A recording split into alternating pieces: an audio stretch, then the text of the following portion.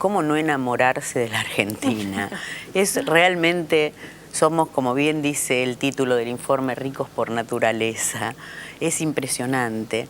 Bueno, nosotros por suerte hemos sido pioneros en la conservación del territorio. Y esto nació con el Perito Moreno, que en 1903 recibió una donación de parte del Estado en agradecimiento a sus servicios prestados, y él donó parte de ese territorio, 7.500 hectáreas, al gobierno, para que crearan un parque nacional.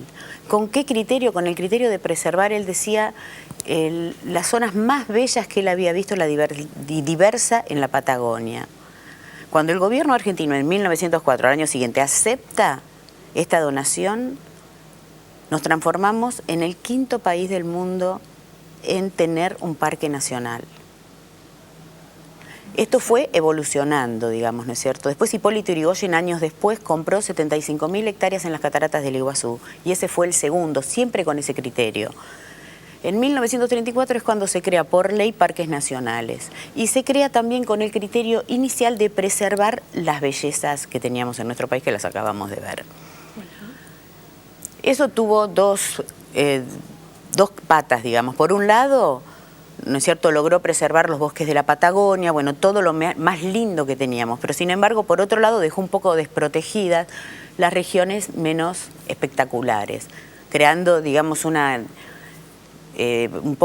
falta de equilibrio en lo que en realidad es hoy el concepto de un parque nacional, ¿no es cierto?, que es mantener una muestra de la biodiversidad del país, de todas las zonas. Si me permitís un comentario, creo que es importante mencionar y aclarar que la conservación de nuestros recursos naturales a través del manejo de áreas protegidas no está solo en manos del gobierno nacional, del gobierno federal, a través de la Administración de Parques Nacionales. Desde la Constitución del 94 queda bien claro que la administración y el dominio sobre los recursos naturales de nuestro país está en manos de las provincias. Entonces, por ahí es relevante comentar y hacer conocer a la audiencia que cada provincia tiene su sistema de áreas protegidas provincial. En muchos casos, las provincias también tienen la figura de áreas protegidas privadas, o sea, propietarios de tierras, propietarios de campos, pueden acceder a esta figura de área protegida privada a través de convenios con organizaciones no gubernamentales o incluso también a través de acuerdos con los estados provinciales. Estas tres componentes, la administración de parques nacionales, los sistemas provinciales de áreas protegidas y las áreas protegidas privadas, conforman un sistema federal de áreas protegidas que, no cabe duda, tiene mucho por mejorar, pero bueno, es importante la visión federal de este tema, ¿no? Es muy importante lo que decís, la aclaración que haces, porque bueno, permanentemente estamos viendo, ¿no?, lo importante que es el compromiso de cada provincia en la conservación de las riquezas naturales que tiene, ¿no? Incluso en el propio cumplimiento de leyes que ya existen, como la ley de bosque, ¿no? La provincia tiene que tener un compromiso que termina siendo clave, ¿no? Totalmente.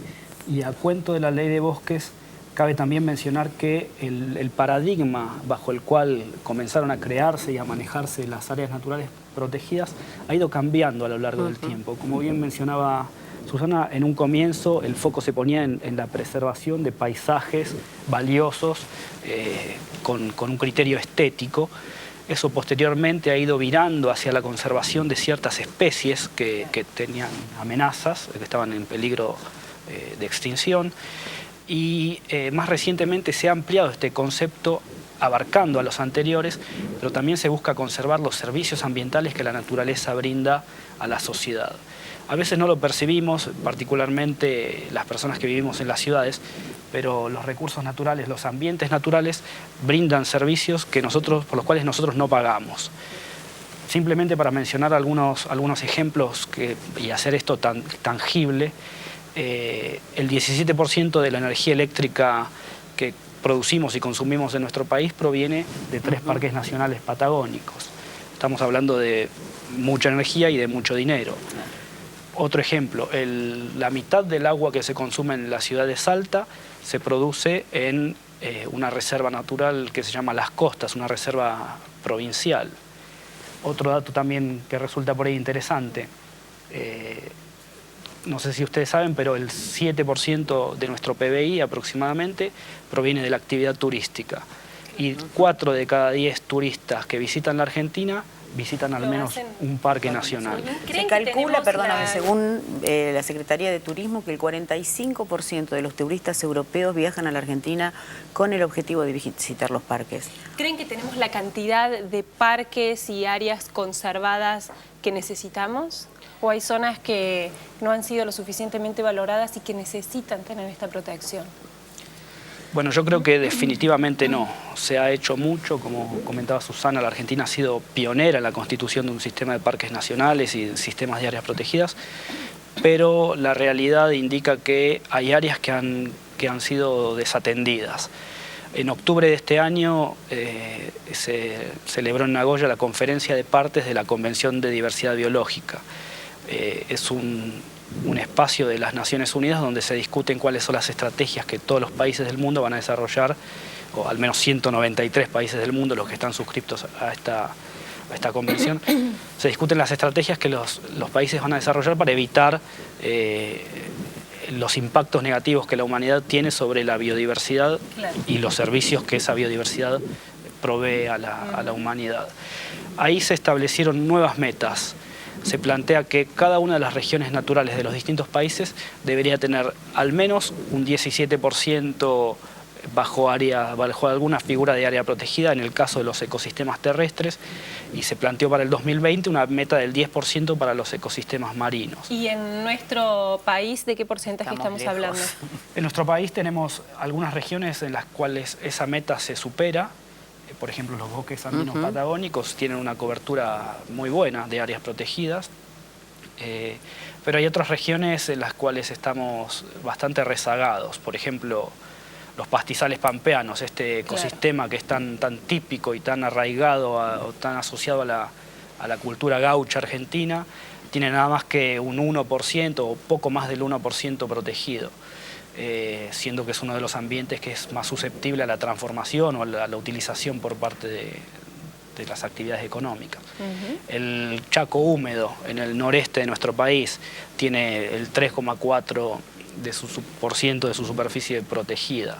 El mar argentino, que muchas veces los ciudadanos tendemos a omitir o a no ver como parte de nuestro territorio, tiene un escaso 1% de su superficie protegida. O sea, hay mucho por andar, hay mucho todavía que puede hacerse desde el gobierno nacional, hay mucho que puede hacerse desde los estados provinciales, y como mencionaba también antes, es importante recalcar que también los ciudadanos, los dueños particulares de tierras pueden acercarse a los gobiernos de las provincias o incluso a ONGs que trabajan en estas temáticas para ver de qué forma se puede constituir en sus campos unidades de manejo, áreas protegidas privadas. Qué bueno sería poder tener un compromiso así por parte de la gente, ¿no?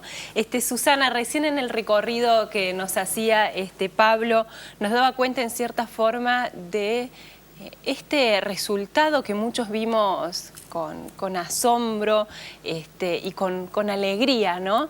Que fue ver que nuestro planeta está en este ranking de los 10 países con mayor biodiversidad de todo el planeta, ¿no?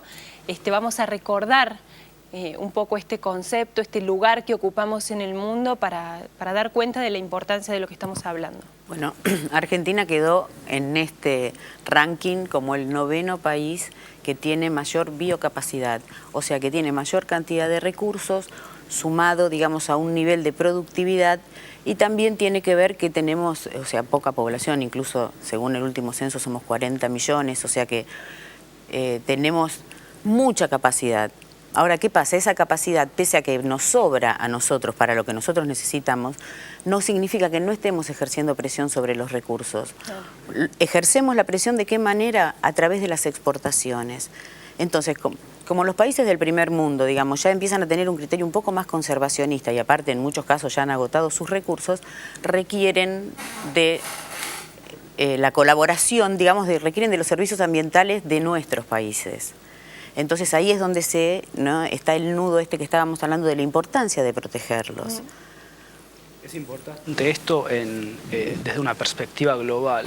Como mencionaban en el informe del inicio, Nuestro país es el octavo más grande del planeta en superficie